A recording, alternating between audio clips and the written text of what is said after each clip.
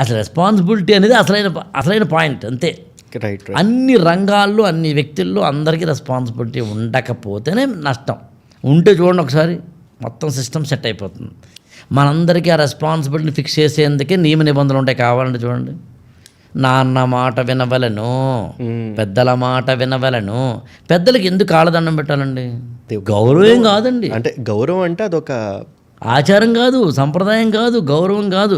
నీకన్నా ముందు పుట్టి ఎంతో ఎక్స్పీరియన్స్ని సంపాదించుకున్న ఆయన మాటను వినాలంటే నీ ఈగో అహంకారాన్ని బయటపడేసి ఆయన కాళ్ళకి దండం పెట్టడం అనే దాకా వెళితే you are going to learn something from him అని అర్థమండి.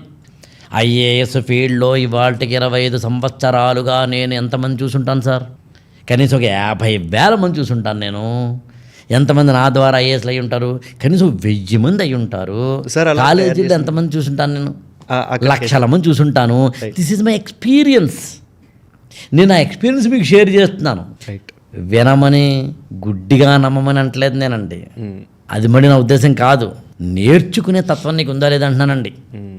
నేర్పేవాడిని బలవంతంగా నేర్పమంటలేదు నేను. నేర్చుకోవడం బలవంతంగా చేయమంటం లేదు. ఎలా నేర్చుకుంటున్నావు నువ్వు అన్నది పాయింట్.